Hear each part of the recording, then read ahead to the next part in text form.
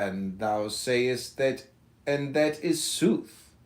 Yet thou must make pretence so well as to deceive thyself, albeit for a moment, else were thy sport savourless.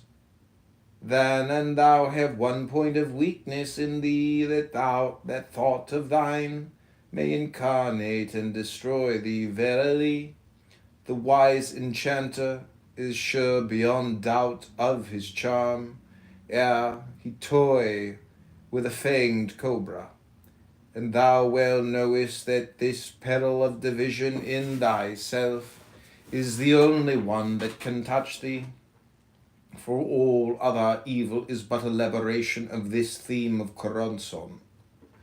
Praise therefore thy sweet stepmother, my concubine, the holy and adulterous Olum, and thine own mother, Hilarion, for in this art was she also preeminent. On the unconscious or libido, de libidine secreta, it is said among men that the word hell deriveth from the verb helon, to hele, or conceal, in the tongue of the Anglo-Saxons. It is the concealed place, and this, since all things are in thine own self, is the unconscious. How then? Because men were already aware how this unconscious, or libido, is opposed for the most part to the conscious will. In the slave ages, this is a truth universal, or well nigh to it, for in such times are men compelled to uniformity by the constraint of necessity herself. Yea, of old it was a continual siege of every man, of every clan, of every environment, and to relax God was then self-murder or else treachery, so then no man might choose his way until he were hunter, fighter, builder, nor any woman, but she must first be breeder.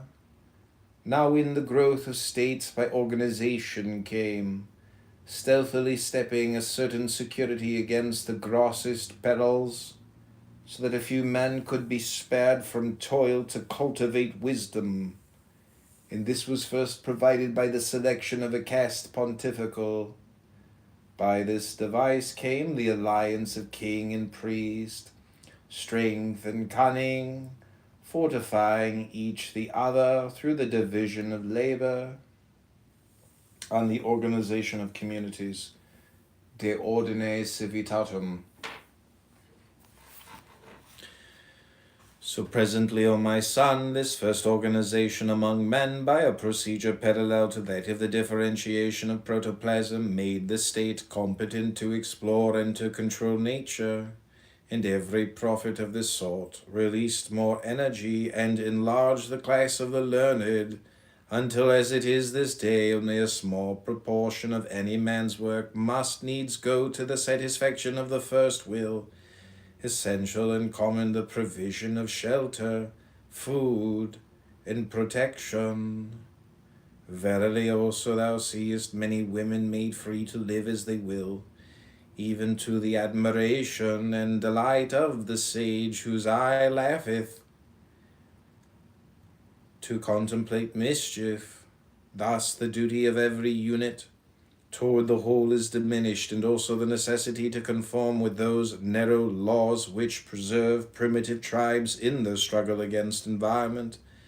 Thus the state need suppress only such heresies as directly threaten its political stability, only such modes of life as work manifest and proven hurt to others or cause general disorder by the scandal. Therefore, save and except he interfere thereby with the root laws of common weal, a man is free to develop as he will according to his true nature. Leave them alone. 76.